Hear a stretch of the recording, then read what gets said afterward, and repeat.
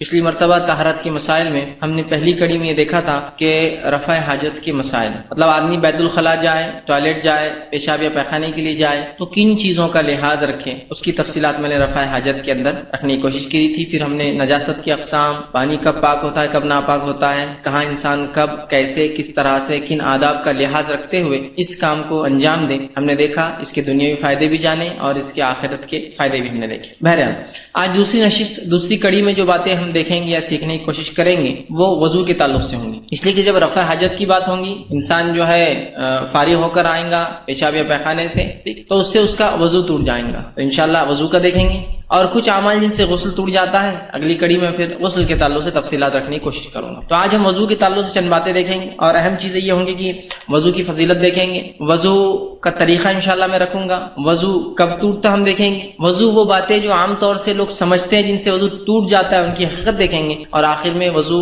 مستحب کب ہے وہ رکھنے کی کوشش کروں گا۔ رہا پھر سوال جواب کا مرحلہ تو جو باتیں چھوٹ جائے آپ اس میں بہرحال پوچھ سکتے ہیں۔ آئیے سب سے پہلی چیز تو وضو کی مشروعیت، اس کی جو ہے اہمیت اور اس کی فضیلت جو ہے ہم دیکھنے کی کوشش کریں گے۔ اللہ رب العزت اپنی کتاب میں اس چیز کا حکم دیا، جو آیت میں نے آپ کے سامنے خطبے میں تلاوت کی، سورہ مائدہ سورہ نمبر 5 اس کی آیت نمبر 6 تھی، جس سے بہت تفصیل میں طہارت کے مسائل بہرحال مطلب وضو اور غسل کے تعلق سے اللہ نے بیان کیا۔ میں نے اس کا ایک مختصر شروعاتی حصہ رکھا۔ اللہ فرماتا ہے یا ایھا الذین آمنوا اذا قمتم الی الصلاۃ فاغسلوا وجوہکم، اے وہ لوگو جو ایمان لائے ہو جب تم نماز کے لیے کھڑے ہو یا نماز قائم کرو یا نماز پڑھو تو اللہ فرماتا ہے الی الصلاۃ فاغسلوا وجوہکم، تو اپنے چہروں کو دھو لو، وایدیکم الی المرافق، اور اپنے ہاتھوں کو دھو لو اپنی کونیوں تک۔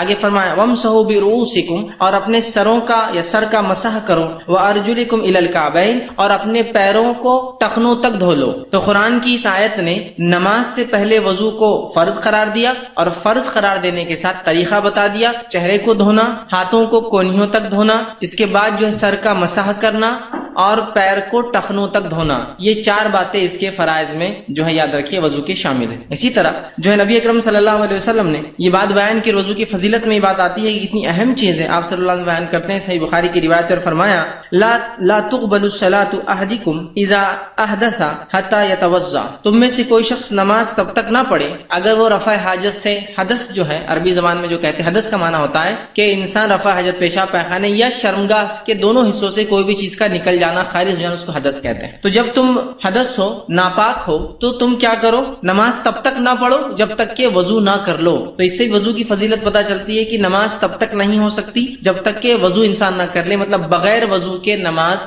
نہیں ہوتی، یاد رکھیں، ٹھیک۔ اسی طرح وضو کی فضیلت میں آپ صلی اللہ علیہ وسلم بیان کرتے اور فرماتے ہیں، حدیث میں آپ نے فرمایا صحیح مسلم کی روایت، اور کہا کیا میں تمہیں گناہوں کو مٹانے والے درجات کو بلند کرنے والی چیزوں کو نہ بتا دوں، مطلب کیا میں تمہیں ایسی چیزیں نہ بتا دوں جو گناہوں کو مٹا دیتے اور درجات کو بلند کرتے ہیں، مطلب دوہرا کام کرتے ہیں، ٹو وے ان کا ورک ہوتا ہے، ایک گناہ مٹاتے ہیں درجات کو بلند کرتے ہیں، اور سیم اسی طرح سے کچھ گناہ ہوتے ہیں اسی طرح سے جو گناہ بھی دیتے ہیں اور درجات کو گھٹا دیتے ہیں۔ تو یہ نیکی وہ ہے جو ثواب بھی دیتی ہے اور درجات بلند کرتی ہے، مطلب گناہ کو مٹا دیتی ہے، درجات کو بلند کرتی ہے، مطلب ثواب دیتی ہے۔ تو فرمایا کیا میں تمہیں ایسے اعمال نہ بتا دوں جو گناہوں کو مٹاتے ہیں، درجات کو بلند کرتے ہیں؟ حاضرین نے کہا، صحابہ نے کہا اللہ کے رسول صلی اللہ علیہ وسلم ہاں بالکل ہمیں بتائیے ایسی چیز جو گناہوں کو مٹاتی ہے، درجات کو بلند کرتی ہے۔ تو آپ صلی اللہ علیہ وسلم نے فرمایا اور کہا ناپسندیدگی کے باوجود جو ہے اچھی طرح سے وضو کرو۔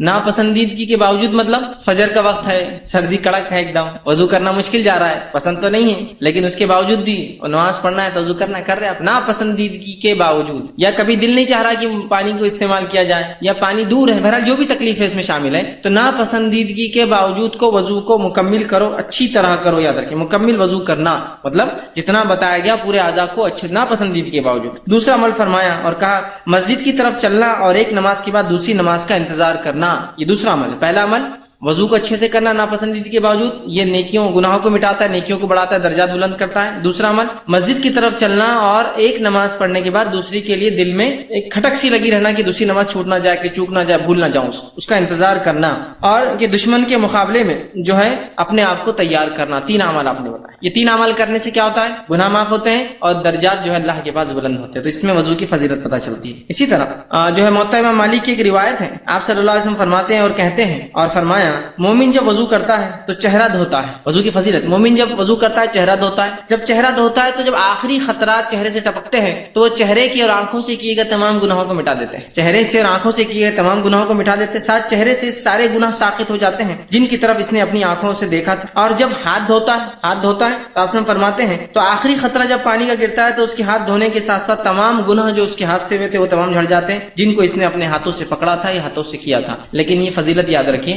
صرف گناہ صغیرہ کے لیے، مطلب وضو سے جو گناہ معاف ہو رہے ہیں چہرے کے، ہاتھوں کے، تو یہ گناہ صغیرہ ہے. اس لیے کہ کبائر کے لیے توبہ شرط ہے، صغائر کے لیے نماز سے نماز پڑھنا، وضو کرنا، غسل کرنا، طہارت کا اہتمام کرنا، لوگوں سے ملاقات کرنا، رشتوں کو قائم رکھنا، بہت سی ایسی باتیں آتی ہے جو جتنی بھی آتی ہے گناہ معاف کرنے کی وہ صغائر ہوتے ہیں. کبائر بڑے گناہ بغیر توبہ کے معاف نہیں ہوتے، یہ چھوٹے گناہوں کی بات ہوتی ہے. تو تمام صغائر آپ کے چہرے سے جو ہوتے ہیں، آنکھوں سے جو ہوتے ہیں، عام الفاظ میں اگر لیا جائے اس کو تو وضو کا پانی جن جن اعضاء پہ لگ رہا ہے جب وہ وہاں سے نتھر کر جاتا ہے تو ان اعضاء کے گناہ معاف ہو جاتے ہیں. چونکہ عموماً گناہ انسان چہرے سے کرتا ہے، آنکھوں سے، منہ سے، کان سے، اور دوسرا ہاتھوں سے. پیر سے عموماً گناہ نہیں ہوتے ذاتی طور سے، ہاتھ ملوث ہوتے ہیں وہ ہوتے. ٹھیک، تو بہرحال تو اس لیے کہا کہ چہرے کے، آنکھوں کے اور ہاتھوں کے گناہ معاف ہو جاتے ہیں. تو الحمدللہ کتنی بڑی فضیلت ہم دیکھ رہے ہیں وضو کی. یاد رکھیے، اور وضو یہ مستقل عبادت ہے، یاد رکھیے یہ مستقل عبادت ہے. آگے انشاءاللہ اس بات رکھوں گا. ٹھیک، اب وضو کے اندر اس کی کچھ فرائض اور سنتیں ہم دیکھ لیتے ہیں.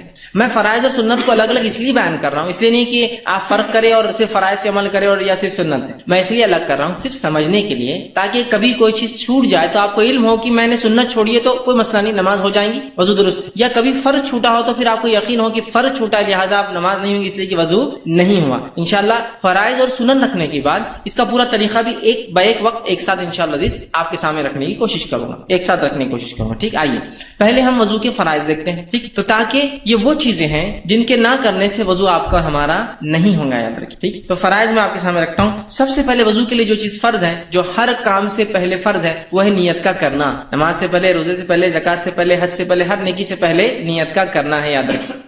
تو نیت کا کرنا یہ سب سے پہلا فرض ہے وضو میں بھی. ٹھیک، کہ ہم سب سے پہلے نیت کریں کہ ہم وضو کر رہے ہیں اللہ کے لیے اور اس نے جو ہم پر فرض عائد کیا اس نماز کے لیے. تو سب سے پہلے نیت کا کرنا، یاد رکھیں یہ سب سے پہلا وضو کا فرض ہے. اور آپ صلی اللہ علیہ وسلم نے ہر عمل سے پہلے کے بارے میں بتایا انما الاعمال بالنیات، اعمال کا انحصار، اعمال کا دار و مدار اعمال نیت سے ہوتے ہیں. تو لہٰذا سب سے پہلے ایک مومن نیت کر لے، یہ وضو کی پہلا فرض ہے. دوسرا وضو کا جو دوسرا فرض ہے وہ قرآن کی جو آیت میں نے تلاوت کی اس میں جو پہلی چیز تھی اللہ نے فرمایا فغسلوا وجوہکم، اپنے چہروں کو دھو لو. تو وضو کا دوسرا فریضہ ہے یا وضو میں جو دوسرا فرائض ہے وہ چہرے کو دھونا ہے.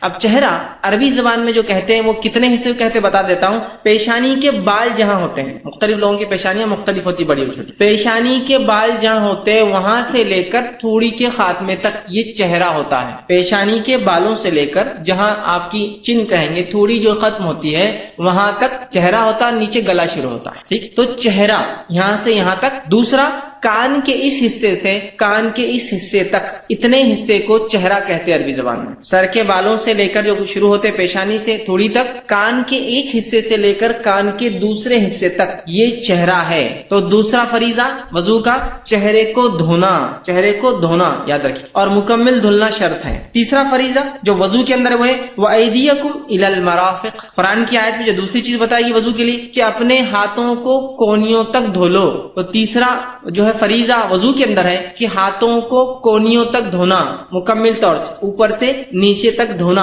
اور یہ ہاتھ کونی مطلب پورا کونی کو شامل کر کے، یاد رکھیے. کچھ لوگ بولتے کونیوں تک مطلب کیا کونی چھوڑ کر، نہیں، کونیوں تک سے مراد کونی کو شامل کر کے. تو مکمل طور سے ہاتھ دھوئیں گے، کونی کو آپ اس کے اندر ملا لیں گے، یاد رکھیے. ٹھیک ہے، کونیوں تک. ٹھیک، تو یہ تیسرا فریضہ ہے. چوتھا فریضہ جو ہے وہ یہ ہے وَامْسَحُوا بِرُؤُوسِكُمْ، اور اپنے سر کا مسح کرے، اور اپنے سر کا مسح کرے. سر کا مسح یہ چوتھا فریضہ ہے. مسح سے مراد سر کے جو بال شروع ہوتے پیشانی کے اوپر سے، ہاتھ کو گیلا کر کے آپ آگے سے پیچھے لے جائیں گے.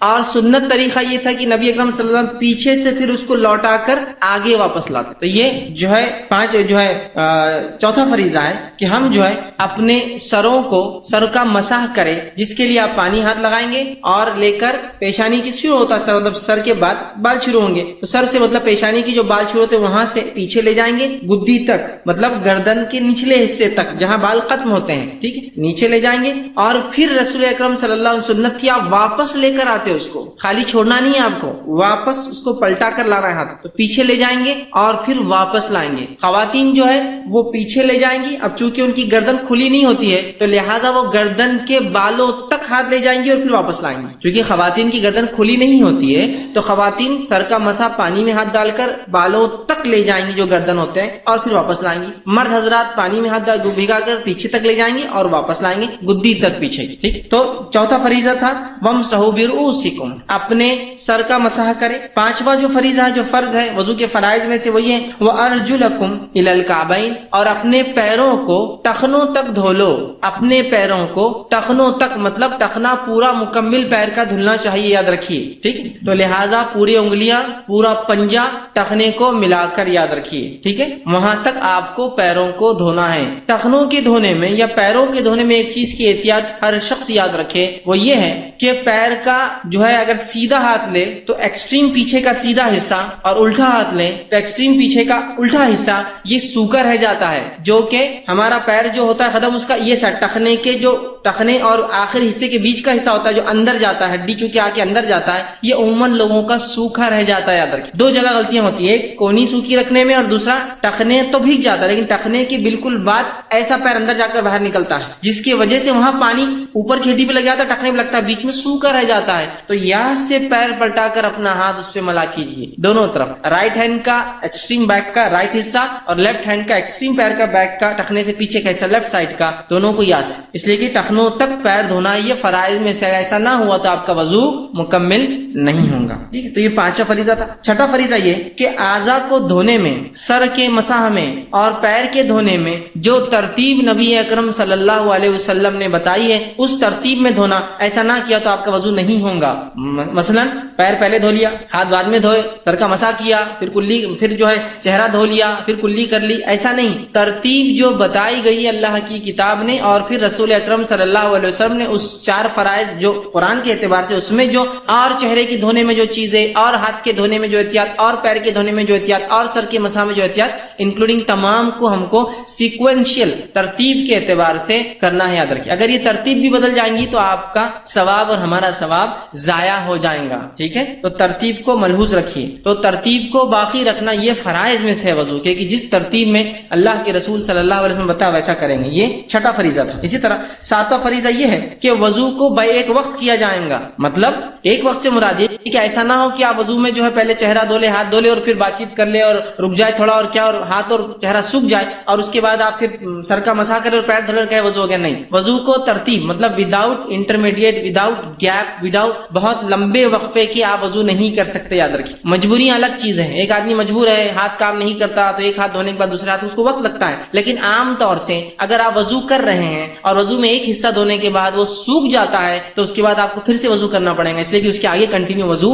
نہیں ہو سکتا۔ سمجھے آپ بات کو؟ تو وضو میں آپ خاموخواہ تاخیر مطلب جو ترتیب ہے اس ترتیب کو آپ ایک کے بعد ایک کرتے جائیں گے۔ ایسا نہ ہو کہ آپ نے چہرہ دھو لیا، ہاتھ دھو لیا، پھر رک گئے، آرام سے بات چیت کی، پانی پورا نتھر گیا، ہاتھ سوکھ گئے، اس کے بعد سر کا مسح کر لیا، پیر دھو لیا، نہیں چلیں گے، اس لیے کہ آپ کے پہلے آپ نے روک دیا۔ تو کنٹینیوشن ہو، ترتیب کو آپ ملحوظ رکھتے ہوئے کنٹینیو کریں گے، اور ایک بار شروع ہوا تو خاتمے پہ جا کے رکیں گے، بیچ میں سوکھنے تک یا خاموخواہ کی تاخیر نہیں کریں گے۔ یہ تھے وضو کے فرائض، یہ تھے وضو کی یاد رکھیے فرائض جو میں نے آپ کے سامنے رکھے، ترتیب وار یاد رکھیے۔ سب سے پہلے نیت کا کرنا، اس کے بعد چہرے کا دھونا، یہ فرائض رکھ رہا ہوں، اس کے بعد ہاتھوں کا کوہنیوں تک دھونا، اس کے بعد چوتھی چیز جو ہے سر کا مسح کرنا، اس کے بعد پانچواں ٹخنوں تک پیروں کا دھونا، اس کے بعد چھٹا ترتیب کے اعتبار سے وضو کرنا، اور ساتواں فریضہ تھا کہ وضو میں خامخواہ تاخیر نہ کرے، سیکوینس میں ایک کے بعد ایک وضو چلنے دے، سوائے اس کے کہ مجبوریاں الگ بات ہے، لا یکلف اللہ نفسا الا وسعها، اللہ جو ہے کسی نفس کو اس کے طاقت سے زیادہ نہیں آزماتا، مجبوریاں الگ چیز ہے۔ بہت سے لوگ میں نے دیکھے، اللہ ان پر رحم کرے، ان کی زندگیوں میں برکت دے،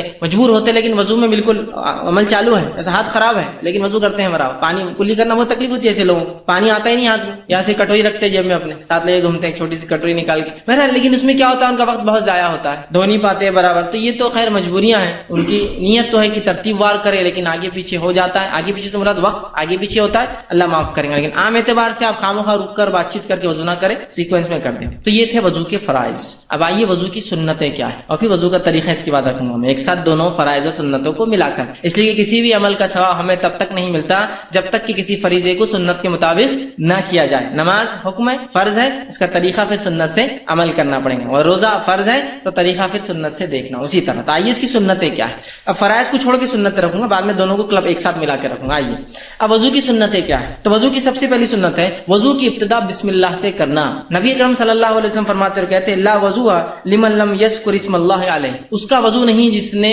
اللہ کا ذکر اس پر نہ کیا ہو، بسم اللہ نہ پڑھا ہو. ٹھیک ہے، لیکن اس کو علماء واجب میں نہیں کہتے، اس کو سنت میں شامل کرتے ہیں. ٹھیک ہے، تو لہٰذا وضو سے پہلے بسم اللہ کا کہنا یہ پہلی وضو کی سنت ہے. نیت کر لیا آپ نے، اب بسم اللہ کہہ کر بیٹھیں گے. انشاءاللہ بعد میں دونوں کو ملاتا جاؤں گا یہ کیسا ہوگا. تو اب سب سے پہلے بسم اللہ سے وضو کو شروع کرنا. ٹھیک ہے، اس کے بعد دوسری جو سنت ہے وضو کی یہ ہے کہ جب نیند سے بیدار ہو، فجر کی نماز یا عصر کی نماز کبھی سو کر اٹھتا آدمی، تو نیند سے بیدار ہونے کے بعد سیدھے وضو کے پانی میں ہاتھ نہ ڈالے، پانی کو باہر نکالے، 3 مرتبہ ہتھیلیوں کو اور ہاتھ کو دھو لے، اس کے بعد اگر ضرورت ہے تو پانی میں ہاتھ ڈالے. اس لیے کہ آپ صلی اللہ علیہ وسلم فرمایا جب تم سو کر اٹھو تو پانی میں سیدھے ہاتھ نہ ڈالو، اس لیے کہ تمہیں نہیں پتا کہ رات میں تمہارا ہاتھ یا نیند میں تمہارا ہاتھ کہاں کہاں گیا ہے. سمجھا؟ نیند میں آدمی ہے، کہیں بھی ہاتھ جا سکتا ہے. ٹھیک ہے، تو نیند سے بیدار ہونے کے بعد سیدھے ہاتھ نہ ڈالے. ہاں اگر بیدار ہے آپ ہوشیار تھے اور ہاتھ ڈالنا ہے تو تھوڑا پانی لے کے پہلے ہاتھ اچھے دھو لے اور پھر پورا ہاتھ ڈالے. سمجھ رہا؟ کبھی بیدار آدمی ہوتا ہے لیکن اب کوئی چیز ہے نہیں تو پہلے تھوڑا ڈال کے ہاتھ دھو لے اور اس کے بعد پھر پورا ہاتھ ڈال سکتا ہے. ٹھیک، تو نیند سے بیدار ہونے کے بعد 3 مرتبہ ہتھیلی دھونے کے بعد پھر وضو شروع کرے اور اس میں پانی میں ہاتھ ڈالے. ٹھیک، تیسری چیز جو سنت ہے وضو کی وہ یہ ہے کہ وضو سے پہلے مسواک کرے. اب ہاتھ دھو لیا آپ نے، اس کے بعد مسواک کرے، اس لیے کہ آپ صلی اللہ علیہ وسلم نے فرمایا، اور یہ جو ہے موطا امام مالک کی روایت آپ نے فرمایا اگر میری امت پر مجھے اس چیز کی تکلیف کا احساس نہ ہوتا تو میں ان پر مسواک کا کرنا واجب کر دیتا. نماز سے پہلے مسواک کا کرنا میں ان پر واجب کر دیتا. فرمایا اگر مجھے اپنی امت پر مشقت کا اندیشہ نہ ہوتا تو میں انہیں وضو کے ساتھ مسواک کا حکم دے دیتا، واجب کر دیتا. اور حکم مطلب آپ کا حکم آنا مطلب اس چیز کا عمل ہم پر واجب ہو جاتا، واجب کر دیتا کہ مسواک کرا کرو. تو یہ بھی سنت ہے، آپ کوشش کریں کہ اب وضو شروع ہو، بسم اللہ کہا، ہاتھ دھویا، مسواک کرے اس سے پہلے. ٹھیک، اس کے بعد چوتھی چیز جو آپ یاد رکھیں گے کلی کا کرنا. کلی کا کرنا یہ چوتھی سنت ہے، اور اس کے تعلق سے آپ صلی اللہ علیہ وسلم فرماتے اور کہتے ہیں اذا توضأت فمزمز، یہ ابو داؤد کی روایت ہے، جب تم میں سے کوئی شخص وضو کرے تو کلی کرے. اور مزمز کہتے ہیں عربی زبان میں پانی کو منہ میں لینا، منہ میں لے کر آگے پیچھے کرنا تاکہ اس سے اگر کوئی غلاظت، کوئی چیز، کوئی کھائی ہوئی چیز باقی ہو تو نکل جائے. بہت سے لوگ کلی کرتے ہیں، پانی لیتے اور ہڑبل کی پانی گر جاتا، مطلب صرف پانی منہ میں گیا اور بس گر گیا، ایسا بچے کرتے ہیں. ایسا نہیں، مزمز اندر لے کے اس کو آپ آگے پیچھے جو بھی کر سکتے تاکہ جتنا زیادہ صاف ہو سکے. مسواک تو کر لیا آپ نے، اس سے تو اکثر جو ہے چیزیں نکل گئی، لیکن پھر بھی کچھ باقی رہ گیا، مسواک کا تنکا رہ گیا، کوئی چیز مسواک کرنے سے ڈھیلی ہوئی تو کلی میں نکلیں گی. یاد رکھیں مسواک کرنے سے نہیں نکلیں گی، پھر آپ کلی کریں گے. تو منہ میں پانی لے کر مزمز کہتے ہیں اس کو پانی کو ہلانا. بہت سے لوگ بولتے ہیں کتنی گندی آواز آ رہی. تو دیکھیے یہ فطری چیزیں،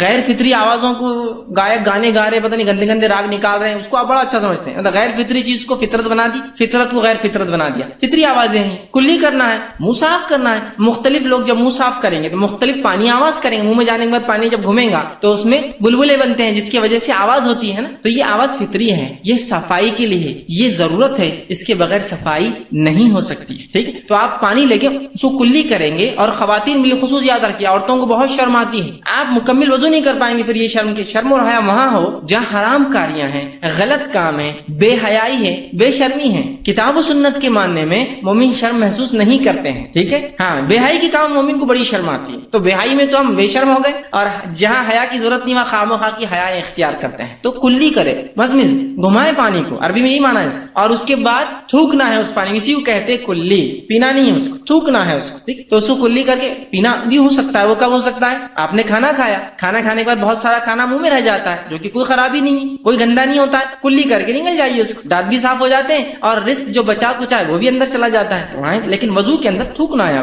تو آپ نے کلی کی اور اس کو آپ تھوک رہے ہیں. ٹھیک، تو جو وضو کے اندر جو چوتھی چیز آپ کریں گے وہ کلی کا کرنا ہے. اور کچھ علماء نے اس کو فرائض میں بھی شامل کیا ہے. یاد رکھیے کچھ علماء نے اس کو فرائض میں بھی شامل کیا، لیکن بہرحال عمومی اعتبار سے زیادہ تر نے اس کو سنت ہی کہا ہے. 5ویں سنت جو نماز کی ہے اس کو بھی علماء فرائض میں شامل کرتے ہیں. کچھ علماء وہ یہ ہے ناک میں پانی لینا. میں ترتیب میں جا رہا ہوں، پورا سیکوینس میں، جیسا فرائض ویسی سنت ترتیب میں. ناک میں پانی لینا، ناک میں پانی لینا یہ وضو کی سنت ہے. یاد رکھیے پانی لینے کے تعلق سے نبی اکرم صلی اللہ علیہ وسلم فرماتے اور کہتے ہیں بالغ فی الاستنشاق الا ان تکونوا صائما، یہ مسند احمد کی اور ابو داؤد کی روایت ہے، ناک میں پانی لینے میں مبالغہ کرو، بالغ زیادتی کرو، ایکسس میں جاؤ، دور تک جاؤ اس معاملے میں، مبالغہ سمجھتے ہیں نا، بڑھا چڑھا کر کرو، ناک میں پانی لینے میں بڑھا چڑھا کر بڑھو، آگے بڑھو، سوائے اس کے کہ تم روزے دار ہو۔ روزے دار ہے تو ناک میں پانی پھر بڑھا چڑھا کر نہیں لینا ہے، صرف سادہ لینا ہے، سادہ لینا ہے، سادہ لینا، لیکن اگر روزے دار نہ ہو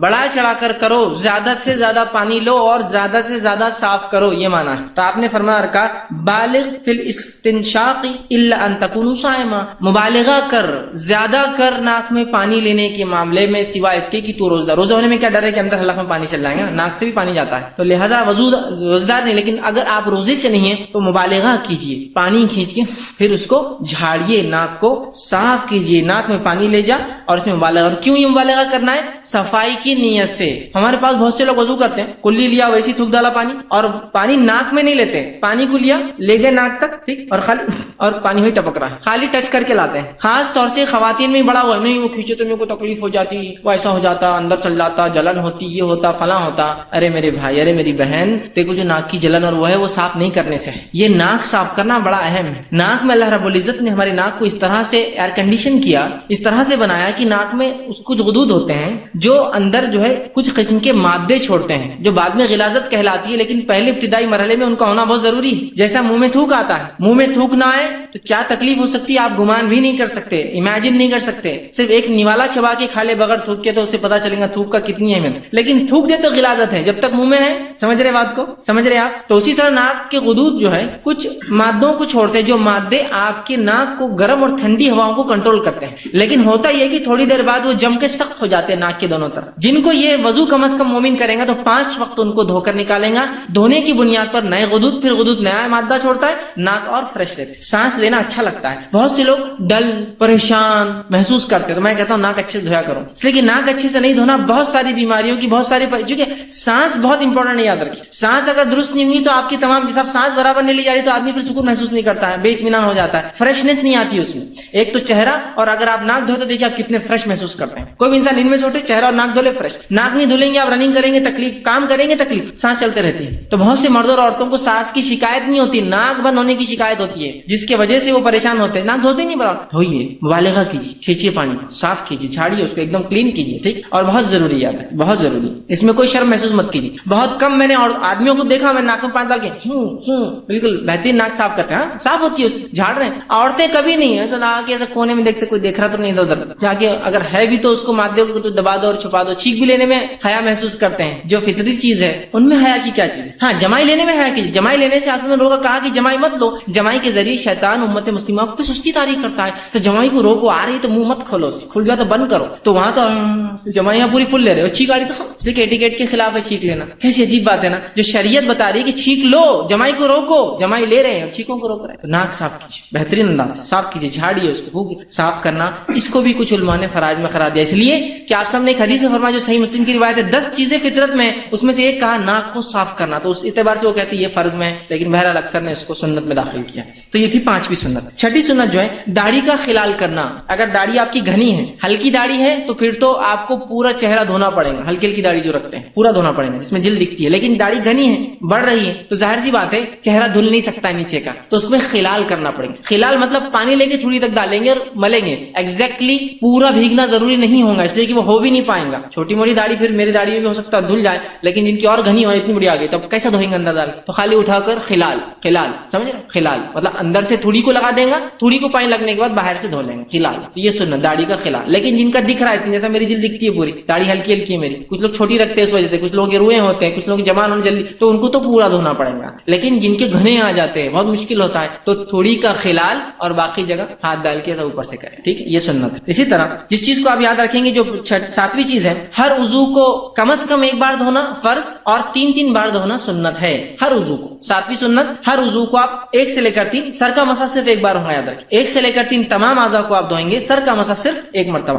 1 بار دھونا فرض اور 3 بار دھونا سنت ہے۔ تو 1 2 3 پانی کی اویلیبلٹی کے اعتبار سے، سہولت کے اعتبار سے، یو کین گو آن جتنا آپ چاہیں، ایک بار اتنا ہی پانی ہے کہ ایک بار ہو سکتا ہے تو 1 ٹائم، اس سے زیادہ ہے تو 2 ٹائم، اس سے زیادہ ہے تو 3 ٹائم۔ 3 ٹائم بہت اچھا عمل ہے، اس لیے کہ انبیاء کی سنت میں سے یہ ہے کہ ہر اعضاء کو 3 بار دھونا، ٹھیک ہے, تو آپ بھی 3 بار دھوئیے اس کو, ٹھیک ہے, تو 3 بار دھونا میکسیمم یاد رکھیے, ٹھیک. 8واں, کانوں کے اندرونی حصے اور بیرونی حصے کو دھونا. آپ صلی اللہ علیہ وسلم کو دیکھا گیا کہ آپ صلی اللہ علیہ وسلم جب وضو کرتے تو اپنے معاف کرنا کان کے بیرونی اور اندرونی حصوں کو جو ہے آپ جو ہے مسح کرنا. نبی اکرم صلی اللہ, ابو داؤد کی روایت ہے, جب وضو کرتے تو صحابی رسول فرماتے کہ نبی اکرم صلی اللہ علیہ وسلم اپنے ہاتھ کو, جب آپ مسح کریں گے نا, یہ مسح کے بعد آتا ہے یہ عمل, مسح کرنے کے بعد کان میں کرتے اور یوں کرتے کہ اپنی شہادت کی انگلیوں, فرماتے ہیں اپنے ہاتھ کی شہادت کی انگلی کو کان میں ڈالتے ہیں اندرونی حصے میں, اور اندر ڈال کے اس کو گھماتے کانوں کا خلال. گھمانے سے مراد ایسا گھمائے کہ پورا کان گیلا ہو جائے, گیلے سے سینس پانی لگ جائے. تو آپ نے کیا اور آپ اندر ڈال رہے ہیں, یہ آپ نے ڈالا, یہ ہو گیا, اور اس کے بعد آپ اس کو پورا گھمائیں گے, یہ حصہ اور یہاں واپس لائیں گے, ٹھیک. اس میں کوئی شرم کی بات نہیں. خواتین بہت سی بار اس میں عورتوں کو بڑا مسئلہ ہوتا ہے, کچھ چیزوں کمپلیکیٹ سمجھتے ہیں کچھ, تو آپ پورا گھمائیں گے. تو کان میں ہاتھ ڈالا, یوں لیا اور پورا گھما. حدیث میں دیکھا گیا کہ آپ یہ انگلی سے کانوں کے اندر کرتے, اب دونوں کرنا آپ کو ایک ساتھ. آپ نے پانی لیا, سر کا مسح کیا, اور اسی بچے پانی سے آپ کرتے تھے, اندر ڈالا اور یوں کر کے دونوں آپ نے کر لیا کان ہوئے. اس کے بعد نبی کے پھر انگوٹھوں سے اپنے ہاتھ کے کانوں کا بیرونی حصہ صاف کر, پہلے اندرونی انگلیوں سے, اس کے بعد انگوٹھے سے آپ بیرونی حصہ, باہر کا حصہ صاف کرتے. اس کے لیے آپ الگ سے پانی نہیں لیتے, اسی پانی میں کرتے تھے, مطلب مسح کے بچے ہوئے, چونکہ مسح میں یوں جا کے ہاتھ آیا واپس, اس کے بعد کانوں میں گیا, اور جب کان ختم ہوئے تو وہیں آپ نے اس کو کر لیا.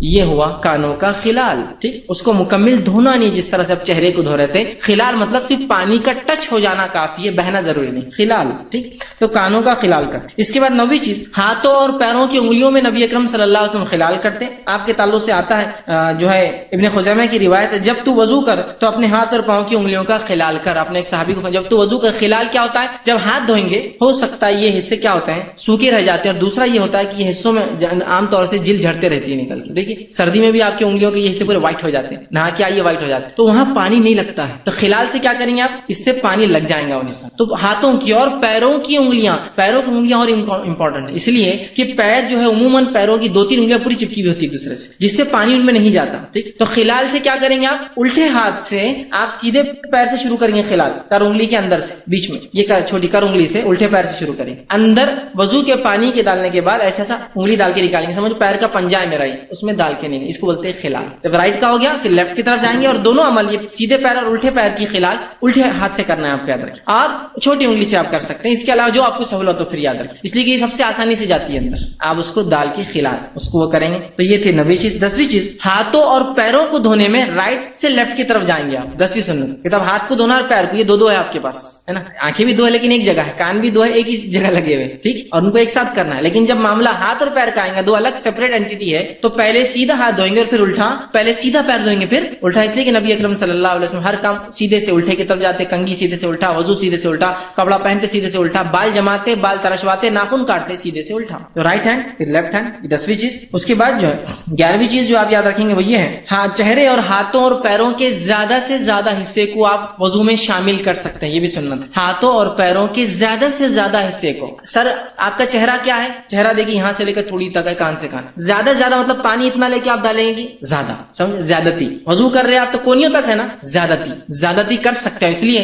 کہ نبی اکرم صلی اللہ علیہ وسلم فرمایا, اور کہا صحیح بخاری کے, صحیح مسلم کی روایت ہے اور بخاری میں بھی آتی ہے, متفق علیہ روایت ہے, قیامت کے دن میری امت کے چہرے اور ہاتھ اور پاؤں وضو کے آثار کی وجہ سے منور ہوں گے, چمکیں گے, جو ہے وہ نور کے جیسے چمکیں گے. اور آپ نے فرمایا تم میں جو اپنی چمک کو لمبا کرنا چاہتا ہے تو لمبا کرے, مطلب جتنا حکم ہے اس کو مکمل تکمیل ایکسٹینڈ تک لے جاؤ, اس کے میکسیمم. کہ آپ کونی دھو رہے تو کونی تو آ گئی, لیکن آپ ہاتھ کو یوں بھی کر لے سکتے تاکہ کہیں اندیشہ نہ ہو اور زیادہ ایکسٹینڈ. لیکن اس کا ہرگز مطلب نہیں کہ آپ ہر بار غسل کر کے نکلے وضو کے نام پر کہ بھائی زیادہ ہے تو پھر بڑھتے ہی جائے, وہ مانا نہیں ہے اس کا. لیکن جتنا پرفیکٹنس تک جا سکتے ہیں, میکسیمم چیزوں کو ایک ہی اس میں آپ دھو لے سکتے ہیں, یہ مراد ہے.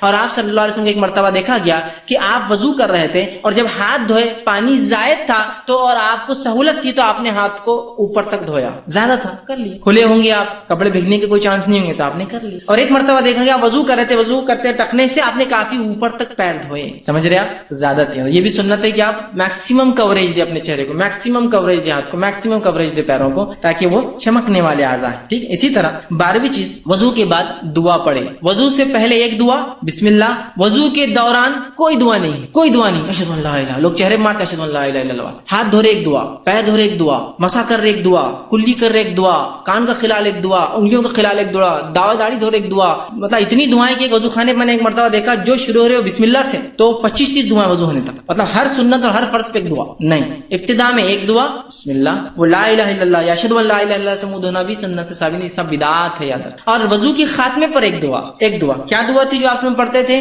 آپ صلی اللہ علیہ وسلم کے تعلق سے آتا ہے اور آپ صلی اللہ علیہ وسلم فرماتے ہیں, صحیح مسلم کی اور جامع ترمذی کی روایت ہے کہ نبی اکرم صلی اللہ علیہ وسلم جو وضو کرتے تھے پڑھتے اشہد ان لا الہ الا اللہ وحدہ لا شریک لہ واشہد ان محمدا عبدہ ورسولہ اللہم اجعلنی من التوابین واجعلنی من المتطہرین. یہ دعا کہ میں گواہی دیتا ہوں کہ اللہ کے سوا کوئی معبود برحق نہیں اور میں گواہی دیتا ہوں کہ محمد اس کے بندے اور رسول ہے.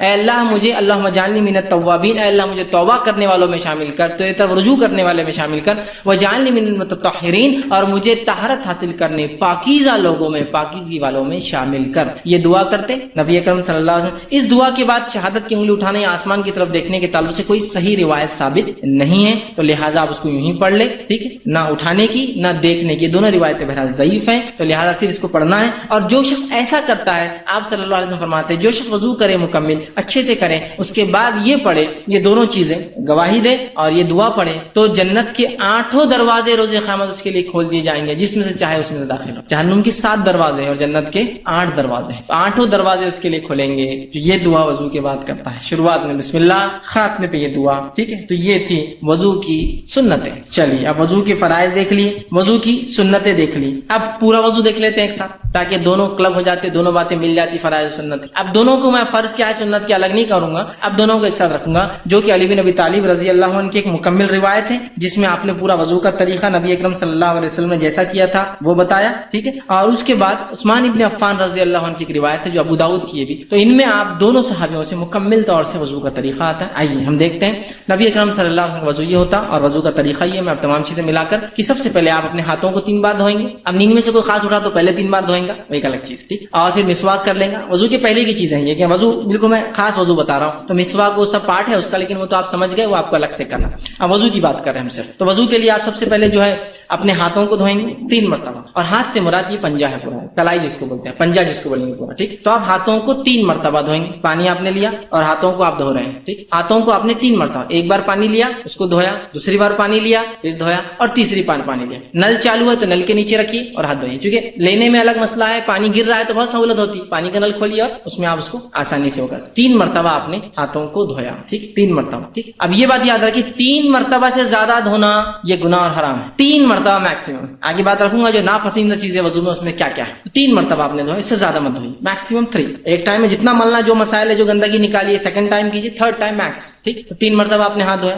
ہاتھ دھونے کے بعد پانی لیا آپ نے اور سیدھے ہاتھ سے کلی کرنا ہے آپ کے اندر. پانی لیا آپ نے اور آپ کلی کر رہے ہیں, منہ پانی لیا اور کلی کر رہے ہیں. کلی میں زیادتی ہوں گی کہ آپ غرارہ کر سکتے ہیں, لیکن روزے سے ہو تو غرارہ نہ کریں, لیکن کر سکتے ہیں اس لیے کہ زیادتی میں آئیں گا, مکمل کلی میں شامل ہوں. پانی لیا یا چاہے تو غرارہ کرا اور پانی کو تھوک دیا. ایک بار فرض کم از کم 3 بار, زیادہ سے زیادہ. ٹھیک ہے, دوسری بار لیا کلی کی, چاہے تو غرارہ کیا یا ایک بار غرارہ کیا, 2 بار کلی کی, جیسا آپ کو بہتر لگے تاکہ زیادہ سے زیادہ منہ صاف ہو آپ, تو آپ نے کلی کی اور پانی کو تھوک دیا. یہ ہوا 3 مرتبہ. اس کے بعد آپ نے پانی لیا اور ناک میں پانی آپ چڑھائیں گے. ناک میں پانی لے کے ناک کو صاف کریں گے 3 بار, ایک بار کم از کم, 3 بار زیادہ سے زیادہ. ناک میں پانی لیا اور ناک کو جھاڑا, صاف کیا, پھر پانی لیا 3 بار. اس کے بعد پانی لیا اور چہرے کو آپ دھوئیں گے. چہرہ ہوتا ہے سر کے بالوں, پیشانی کی بالوں سے لے کر تھوڑی گلے سے اوپر کا حصہ, یہ کان سے یہ کان. پانی لیا اور آپ اس کو دھو رہے ہیں, پانی لیا اور دھو رہے. جب آپ پانی چہرے پہ مارے تو آنکھ وہ سب انکلوڈ کر لے اس کے اندر. ٹھیک, اور آپ اس کو دھو رہے 1 بار, 2 بار اور تیسری بار میکسیمم. ٹھیک, اس کے بعد جو ہے آپ پھر جو ہاتھ دھوئیں گے.